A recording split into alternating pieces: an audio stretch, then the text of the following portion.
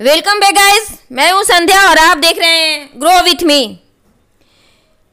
Guys, Virali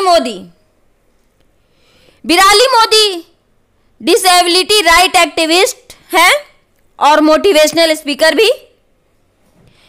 Virali Modi की कहानी कुछ इस तरह से, वो बचपन में अमेरिका में पली बढ़ी। 15 साल की उम्र में वो भारत आई और उनकी तबीयत खराब हुई। डॉक्टरों ने मलेरिया बताया, मलेरिया के सिम्टम थे, इसलिए वो वापस अमेरिका चली गई, लेकिन फीवर उनका नहीं जा रहा था। उनके पेरेंट्स अमेरिका में हॉस्पिटल ले जाकर उन्हें डॉक्टरों से दिखवाया। डॉक्टर ने टेस्ट किए, blood test, urine test, MRI, spinal test, सारे टेस्ट नॉर्मल थे। डॉक्टर विराली मोदी को घर भेज दिया। अब यहीं से विराली मोदी की जिंदगी में तूफान आता है। विराली मोदी रात को सोई तो ठीक ठाक, परंतु सुबह जब उठी तो वो अपनी माँ को पहचान नहीं रही थी और वो लगातार अपनी माँ से कह रही थी कि मुझे घर जाना है और आप मुझे किडनैप की हैं। उनकी माँ को कुछ समझ तो नहीं आया, लेकिन वो उन्हें सुला दी ये कहते हुए कि ठीक है, आप सो के उठना, उसके बाद मैं आपको घर छोड़ाऊंगी। थोड़ी देर बाद जब उनकी नानी ने उन्हें उठाया तो वो नॉर्मल थी।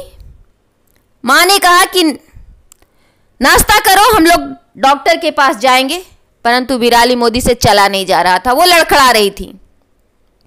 हॉस्पिटल गई, टेस्ट हुए। यहां पर डॉक्टर स्पाइनल टैब टेस्ट के लिए जैसे ही उन्हें लिटाया, वो कोमा में चली गई। फिर से कोमा में जाने के बाद उनकी धड़कनें रुक गई, सांस लेना उन्होंने बंद कर दिया। 7 मिनट के लिए डॉक्टर ने उन्हें मृत घोषित कर दिया। पंप किया, पंप करने के बाद हार्ट चला और उन्हें आईसीयू में भर्ती कराया गया। रात में विराली मोदी होश में आई, अगले दिन फिर वो कोमा में चली गई और इस तरह से डॉक्टर ने एक नहीं 3 बार उन्हें मृत घोषित किया। विराली मोदी कोमा में थी और इन्हीं सब दौरान 1 साल गुजर गया था। अब विराली मोदी की आज बर्थडे थी और डॉक्टरों ने मीटिंग किया कि अब उन्हें वेंटिलेशन पे नहीं रखा जा सकता। उन्होंने निश्चय किया कि प्लग निकाल दिया जाए, यानी विराली मोदी को मार दिया जाए। विराली मोदी की मां डॉक्टर के चरणों में गिरकर रिक्वेस्ट की कि आज उसकी बर्थडे है, हमें बर्थडे हर हाल में मनाना है। और जैसे ही विराली मोदी का जन्म का वक्त आया, विराली मोदी के हाथों में चाकू दिया गया केक काटने को। विराली मोदी फिर से आंखें खोल दी। डॉक्टर ने बताया रिपोर्ट नॉर्मल है, अब आपकी बेटी ठीक हो गई, लेकिन फिर से विराली मोदी कोमा में चली गई। विराली मोदी की यही कहानी हुई, परंतु अभी मुश्किलें खत्म नहीं हुई थी। विराली मोदी लगभग 23-24 घंटे के बाद फिर होश में आई। सब कुछ नॉर्मल था। डॉक्टर ने उन्हें नॉर्मल बताया और डिस्चार्ज करने की बात कही, लेकिन उन्हें फील हुआ कि गले से नीचे की पार्ट्स उनका काम नहीं कर रहा है, यानी वो पैरालिसिस अटैक उन्हें आ चुका था। अब विराली मोदी की जिंदगी में नॉर्मल कुछ नहीं था, व्हील चेयर पे उनकी जिंदगी आ गई थी। परंतु यहीं पे उनकी जिंदगी की दुश्वारियां खत्म नहीं हुई। विराली मोदी से सारे लोगों ने मुंह मोड़ लिए थे, उनके फ्रेंड्स, उनके रिलेटिव्स, दोस्तों ने ये कहते हुए मुंह मोड़ लिया कि पता नहीं इसे क्या हो गया है। और उनके रिश्तेदार जो उन्हें देखकर बातें बनाते थे कि जो इसके साथ खेलेगा वो इसी के जैसा हो जाएगा। विराली मोदी खुद से नफरत करने लगी। परंतु कहते हैं ना कि जब इंसान खुद टूट जाता है तो उसके माता पिता सहारा बनते हैं। विराली मोदी के साथ ऐसा ही हुआ। उनकी माँ उनको उनका सहारा बनी, उन्हें हिम्मत दिया, उन्हें जीने की आस बंधाई। विराली मोदी इंडिया आएगी। यहाँ आकर उन्होंने जो तकलीफ महसूस की रेलवे स्टेशनों पे, वो उन्हें जीने का मकसद दिया। विराली मोदी को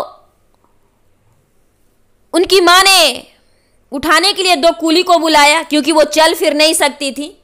उन कूली की जो बर्ताव उनके साथ रहा, उन्हें झकझोर कर रख दिया। उन्होंने महसूस किया कि क्या क्या झेलते होंगे यहाँ के लोग, और यही उन्होंने #MyTrain2 अभियान की शुरुआत की, जहां पे डिसेबल लोगों के लिए व्हील चेयर वगैरह की फैसिलिटीज हो और उनके सफ़र करना उनके लिए आसान हो। विराली मोदी जो खुद में जीना नहीं चाहती थी, जीने की आस छोड़ चुकी थी, जीने का क्या फायदा, निगेटिव थॉट से भरी हुई थी, अब उन्हें जीने का एक मकसद मिल गया था और वो अपने मकसद में कामयाब भी हो चुकी हैं। भारत के लगभग 2000 रेलवे स्टेशन पर आज डिसेबल लोगों के लिए फैसिलिटीज मौजूद हैं, व्हील चेयर वगैरह मौजूद हैं, और वो अपनी स्टोरी सुनाकर लोगों को मोटिवेट भी करती हैं। कुल मिला के कहा जाए तो यही समझा जा सकता है कि विराली मोदी जैसे बहुत सारे लोग होंगे जो इस मुकाम तक नहीं पहुंच पाते या नहीं पहुंच सकते, गुमनामी के अंधेरे में रहते हैं। यह विराली मोदी की पेरेंट्स का सपोर्ट ही था कि विराली मोदी खुद यहां तक आ गई और आज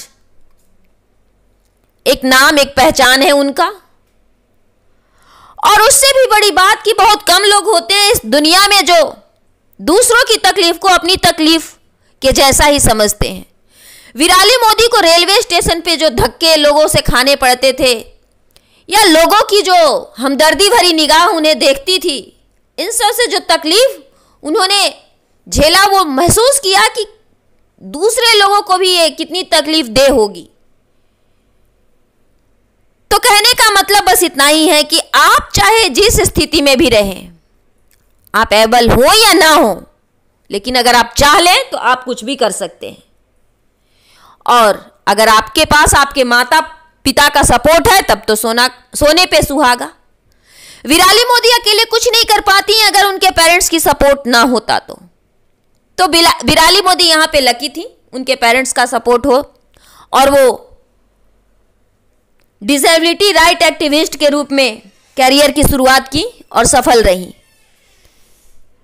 परंतु मुझे उन पेरेंट्स से रिक्वेस्ट करना है जो अपने बच्चों को किसी काबिल नहीं समझते, जिंदगी में अगर उनसे कोई मिस्टेक हो जाए तो ये सोचते हैं कि ये नकारा है, बेकार है, तो कृपया ऐसा ना करें, उन्हें प्रोत्साहित करें। हर बच्चे में पॉसिबिलिटीज होती हैं, अपॉर्चुनिटी बस मिलने की देरी है। हर इंसान में कुछ ना कुछ करने की क्षमता है।